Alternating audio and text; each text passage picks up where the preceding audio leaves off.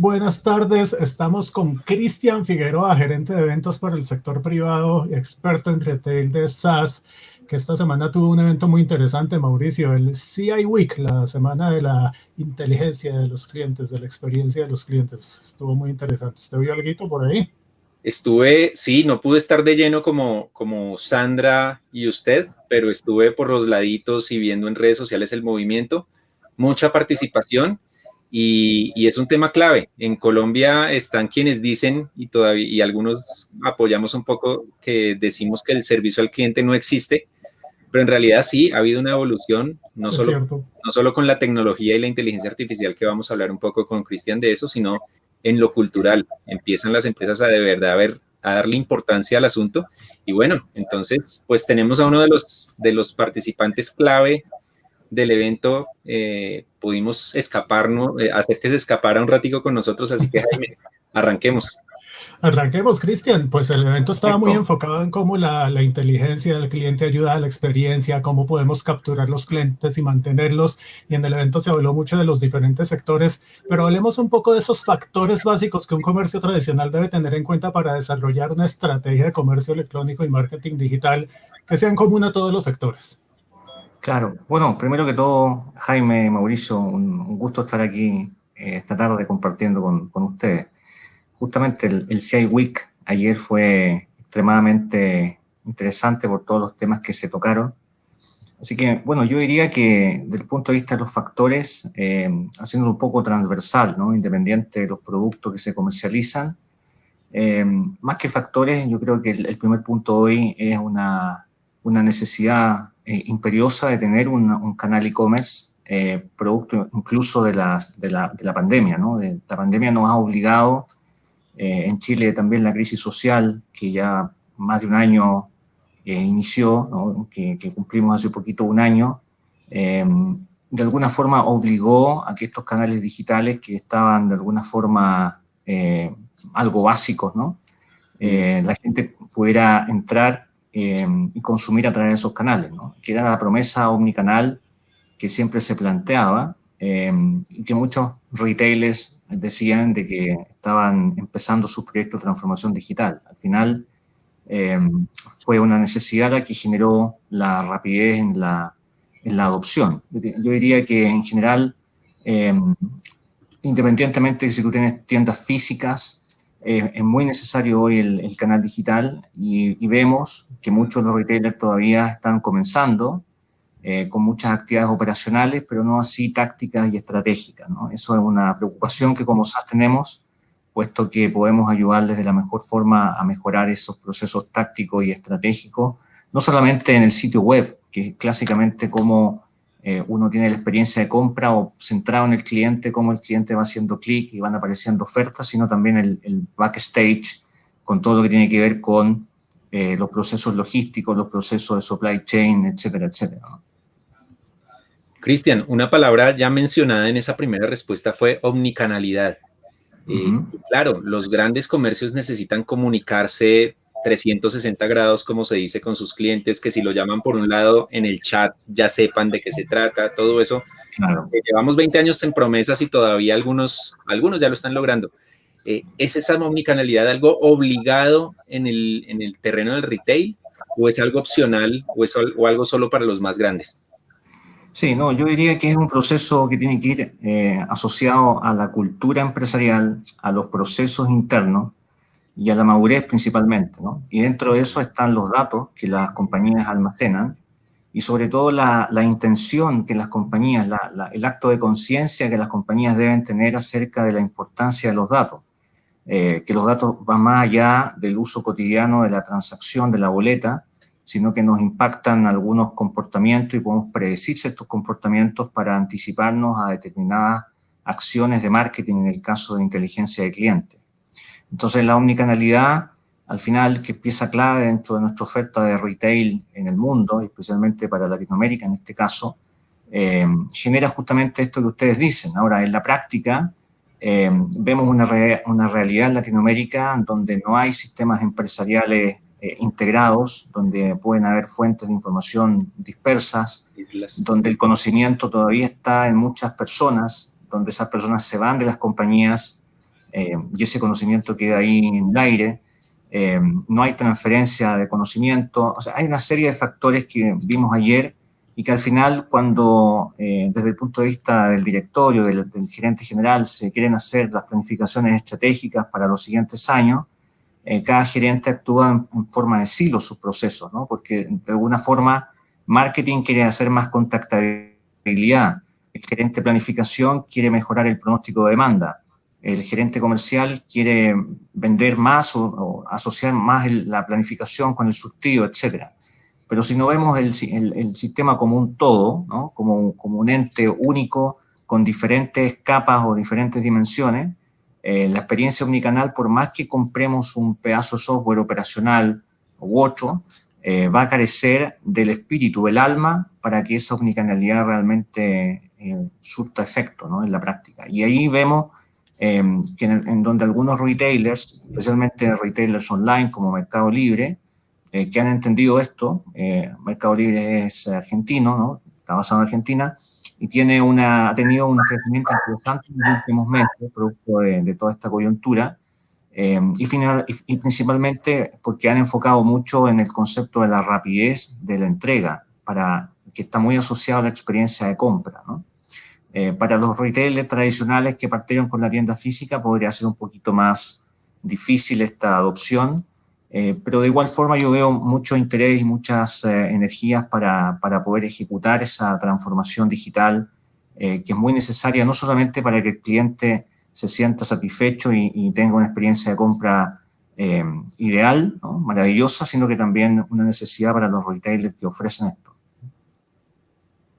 Cristian, se habla mucho de mi relación como comercio con mis clientes y de mi relación como comercio con los proveedores.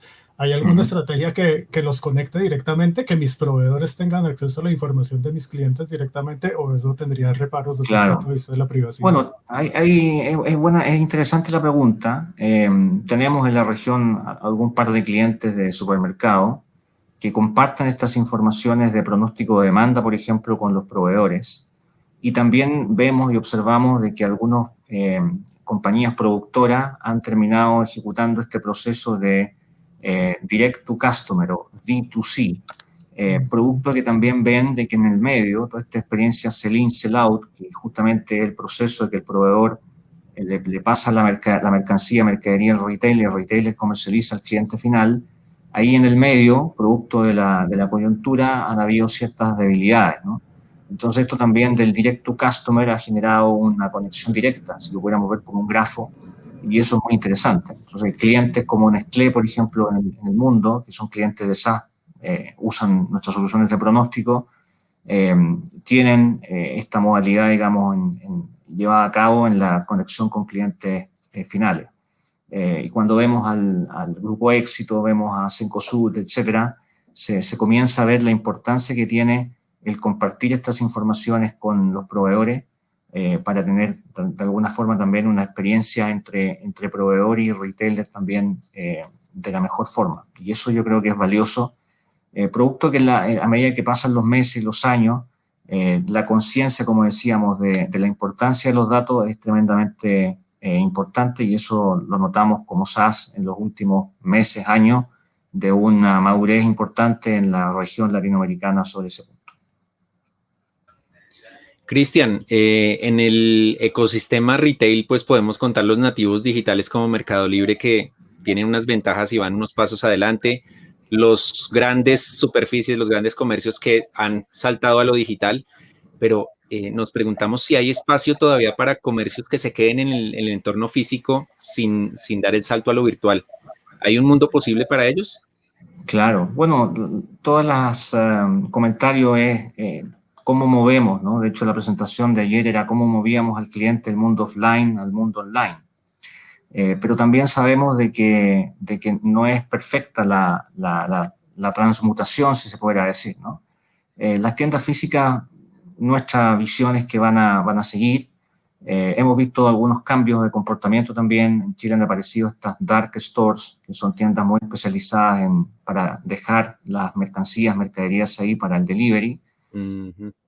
Pero también depende del ciclo de vida de los productos que comercializo, porque probablemente una señora que quiere comprarse una olla por más que vea la foto en la página web y le llegue a la casa, va a querer ir a la tienda, ver en vivo la olla, el tamaño, para poder hacer sus alimentos. Y eso, digamos, es inevitable que se va a mantener. Ahora, la pandemia también lo que nos ofrece y lo que estamos viendo es que podríamos modelarlo como dos canales en donde se va a potenciar más uno u otro en la medida que también la pandemia vaya contrayéndose o expandiéndose. Ahora vemos la segunda ola en Europa, en donde han vuelto medidas importantes de restricción de movimiento, y eso probablemente va a aumentar otra vez el efecto de la compra digital. Y también en Latinoamérica vemos comportamientos particulares asociados fundamentalmente a que había una baja de confianza en el uso del e-commerce, que fundamentalmente se traduce en la disponibilidad de productos. Si yo quiero traerme una marca, un agua, por ejemplo, con gas, pero no tengo esa agua con gas y me llaman para decir que tengo un agua sin gas, pero yo quería un agua con gas. Y eso afecta, digamos, toda la experiencia de cliente, que en el fondo es cómo yo mejoro del lado del retailer el proceso de supply chain. Bien, el tema de si es seguro el pago electrónico. La semana pasada fui a comprarme un par de cordones ahí a un centro comercial y me promovieron mucho el pagar para no hacer contacto de mi tarjeta de crédito con el POS, sino que una forma digital también, pero complementaria a ello, ¿no? Entonces, en la medida también de que los clientes se sientan cómodos, confortables con el uso del dinero electrónico, yo te diría que el uso del e-commerce va a ser extremadamente valioso. Pero de ahí eliminar las tiendas físicas, y sobre todo en Latinoamérica, probablemente no sea así. No es un caso extremo. Ahora, en cualquiera de los dos casos, como SaaS y como línea de negocio de retail, tenemos la oferta de nuestras soluciones para implementarlas desde el punto de vista de negocio, desde el punto de operación que el cliente necesite, porque todos los retailers tienen necesidades basadas en datos, pero que son necesidades diferentes entre ellas. Y en ese punto de vista tenemos una oferta valiosa, tanto desde el punto de vista de la experiencia de cliente, como explicábamos ayer, pero también desde el punto de vista del demand planning, del supply chain, de la gestión de mercadería en tienda. Esa intersección entre el mundo de clientes, que está más asociado típicamente al marketing, y el mundo del demand planning, que muchas veces está asociado a la gerencia de planificación, gerencia logística, y que de alguna forma el gerente comercial y gerente de finanzas tiene que ver con ambas. Yo creo que es una visión que todavía no está muy explorada en el mercado y que como SaaS tenemos todas las capacidades para poder ayudar en esa intersección, de modo tal de generar una propuesta de valor mucho más grande a nuestros clientes. Cristian, una de las primeras reacciones de la gente cuando se habla de inteligencia y analítica de datos es mi privacidad, ¿qué va a pasar con mis datos? Pero hace poco hablaba con un amigo que me decía, yo soy feliz de que en las redes sociales me sugieran productos relacionados con mis búsquedas. ¿Cómo podemos hacer esa transición más fácil para la gente? ¿Cómo podemos convencerlos de que es una buena idea dejar que las empresas analicen mis datos para que sepan qué productos y servicios ofrecer? Claro. Bueno, el tema de la protección de datos de alguna forma está normado con algunas políticas que nacieron por allá en mayo del 2018, todo el GDPR, ¿no? Global Data Register, etc. Y es un tema que principalmente es muy importante en distintas industrias, no solamente en retail. Ahora, yo lo que veo en la práctica es que más que un cliente esté preocupado de si los datos están protegidos o no, porque los procesos son estándares, ¿no? Yo creo que es la experiencia de compra, es la experiencia que tiene al momento en este viaje que el cliente hace con la compañía cuando necesita un producto y sale a buscarlo. Si tiene una experiencia mala, ¿no? Entre comillas mala, en el sentido de que entró a un sitio, la entrega le llega en 5 días y él esperaba que llegara el mismo día o el siguiente día, ya es una experiencia mala de compra. Y si luego lo llaman porque el pedido que hizo, el 50% de sus productos o el 30% de los productos no es el que él pidió, entonces también no va a estar satisfecho. Yo creo que en la medida que los retailers entiendan de que no solamente el tema del comercio digital está relacionado con habilitar más espacio, ¿no? Invertir más en habilitar más espacio, en habilitar más capital humano, en habilitar más transporte para llegar a las personas. Yo creo que es un punto muy importante la agilidad. Esto de que te cobran adicional para que te lleguen un día, yo creo que eso ya se está perdiendo porque el cliente está exigiendo que en el mismo día a ti te llegue la mercadería que tú solicitaste. Entonces yo creo que un tema que esa confianza se va a ir ganando en la medida que esa espiral virtuosa, como explicábamos ayer, se logre llevar a cabo de la mejor forma, ¿no? Cristian, si esta entrevista la están viendo comerciantes y quieren dar un salto, se les pueden dar unas pautas, pero antes de pautas, como para más adelante, ¿qué casos o qué ejemplos podríamos o podría compartirnos exitosos de aplicación de analítica, aplicación de inteligencia artificial que inspire a estos retailers y no solo a los grandes, ¿no? Que siempre se piensa, ¿no? El gigante, ¿no? Los Claro. medianos, los pequeños. Claro. Bueno, hay varios, ¿no? En particular en la región tenemos historias interesantes con farmacias, con supermercados, el mismo caso de Home Center Sodimac. Hay puntos o grados de libertad que con la analítica, machine learning o inteligencia artificial, como se llame, logramos impactar métricas de negocio. Es decir, cómo yo con el machine learning o la inteligencia artificial logro mejorar puntos porcentuales en margen de contribución, en ingresos, en disminución de capital de trabajo, en minimización de inventario, entre algunas otras. Entonces, en ese sentido, tenemos aplicaciones instaladas en clientes latinoamericanos asociadas a la detección, al revenue optimization. ¿Qué significa esto? Significa cómo puedo recomendar los precios, ¿no?, a los distintos artículos que yo comercializo. ¿Para qué? Para poder, actúan como válvula. Cuando tú tienes un problema en el surtido, por ejemplo, entonces tú puedes aplicar técnicas de pricing. ¿Y cómo se hace la técnica de pricing? Primero con un concepto bien técnico que se llama forecast de demanda, en el cual se calculan las series de tiempo y se genera una predicción hacia adelante, y luego se optimiza en base a las reglas de negocio que tengan esos retailers y se define una canasta de productos. Y eso ha generado ganancias interesantísimas, ¿no? Por ejemplo, el caso de Sodimac. Del punto de vista de grocery, de supermercado, lo de pronóstico de demanda ha generado un impacto enorme también en lo que es la predicción con promociones, porque tú puedes predecir el efecto regular de la demanda, pero muchas veces las promociones no están tabuladas en las bases de datos de los retailers y llega a ser muy importante para, de alguna forma, medir y suavizar los efectos promocionales que son como picos o valles que han sucedido en la historia. Entonces la pregunta también es, ¿todos los productos están propensos a que pongamos una promoción o estoy perdiendo dinero al poner una promoción en un producto que no lo necesita? Entonces, de ese punto de vista, si lo miramos como el proceso de gestión de mercadería, el machine learning y la inteligencia artificial ayudan con las soluciones de precio. Otro ejemplo tiene que ver con el surtido, que es muy importante cómo yo surto una tienda, ya sea una tienda física o en el caso de una tienda digital, es cuál es el stock que tengo para poder hacer la entrega eficiente, ¿no? Y en eso incluso está asociado el tema de las tallas, en el caso de ropa, porque muchas veces se ve que los retailers usan mucho los promedios y los promedios suavizan. Entonces, ¿cuántas tallas S, cuántas tallas M, cuántas tallas L tengo disponibles o alocadas en cada tienda? Entonces, ahí también hay un espacio del machine learning y la analítica y la inteligencia artificial para cubrir ese gap y poder generar impactos de negocio significativos. Luego está toda la parte de la planificación financiera, está toda la parte aguas abajo, el proceso logístico, para mejorar indicadores como fill rate, para mejorar indicadores de fulfillment, para medir los costos de almacenamiento, de cómo se mueve la mercadería de los centros de distribución a las tiendas finales, ¿no? Entonces, yo diría que de ese punto de vista, la proposición de valor de SaaS, del punto de vista del supply chain y la gestión de mercadería, con Machine Learning e Inteligencia Artificial es completa.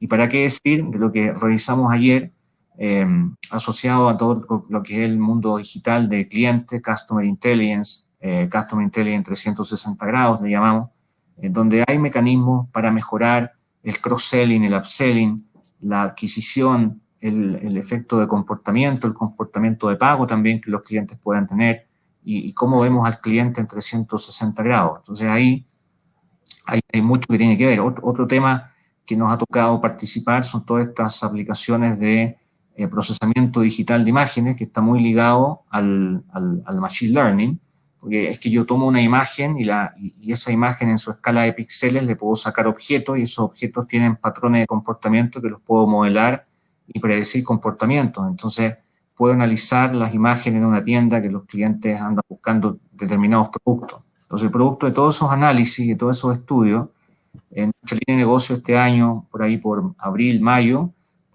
sacamos al público, a los clientes, algunos casos de uso con alto impacto desde el punto de vista de estos KPI financieros. Entonces, hay temas asociados a sustitución de productos, temas de estabilidad de demanda, porque la demanda, al predecirla en forma histórica, pero la historia en época de pandemia ya no me servía tanto. Entonces, la estabilización de la demanda fue clave. Y lo que estamos ahora publicando también tiene que ver con los precios dinámicos, porque los precios en general han tenido una mirada muy de producto, pero dejando de lado la mirada del cliente. Y en ese sentido, esta intersección que yo decía, que es mirar el problema en forma integral, puede permitir que si Mauricio va a la tienda o Jaime va a la tienda, los precios para ambos sean diferenciados en base a su comportamiento histórico, en base a los productos que están comprando, las canastas que están comprando, y eso también puede impactar en el sitio web, al estilo de lo que hace Amazon, para que darte recomendaciones y un precio especial sin ningún problema. Entonces, las capacidades del Machine Learning y la inteligencia artificial no solamente está en almacenar, en analizar los datos almacenados, datos estructurados, sino datos no estructurados, datos de texto, datos de audio, datos de video, datos de imágenes, datos que te pueda dar un robot, que están siendo muy utilizados también en la industria para todo lo que tiene que ver con la reposición en tienda, etc. Entonces, yo diría que la cantidad de aplicaciones del Machine Learning y inteligencia artificial son variadas, enormes, y SaaS, dentro de todos sus productos, dentro de todas sus soluciones para retail, incorpora estos mecanismos, estos algoritmos que son muy importantes para lograr esta ventaja competitiva finalmente al retailer, ¿no?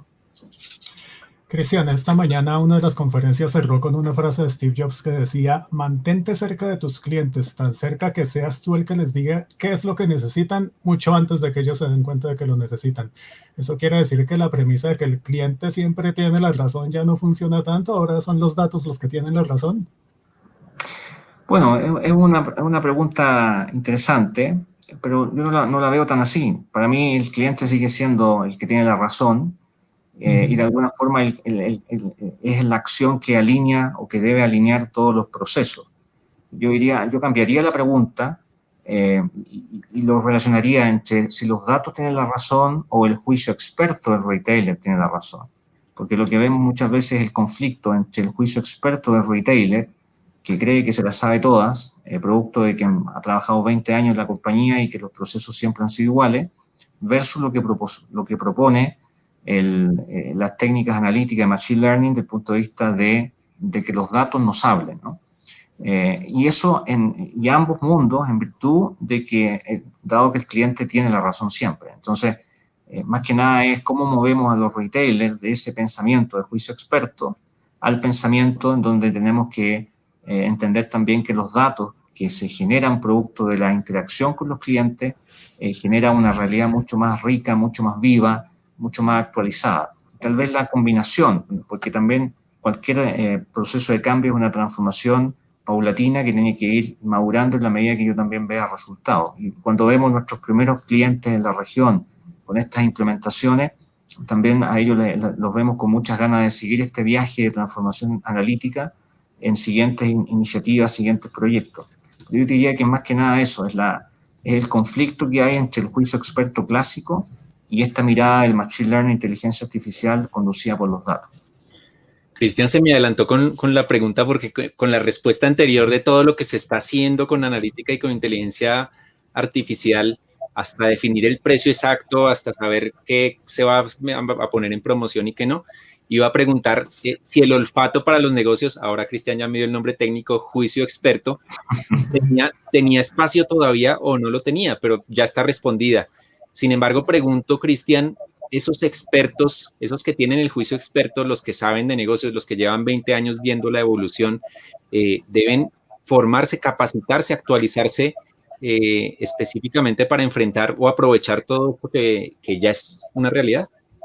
Correcto. Es decir, cuando hablamos del conflicto entre juicio experto y conducido por los datos, que es lo que plantea la analítica, no es que se elimine el juicio experto. Para mí es muy valioso tener juicio experto y conocimiento de negocio, sobre todo en esta industria que es muy importante.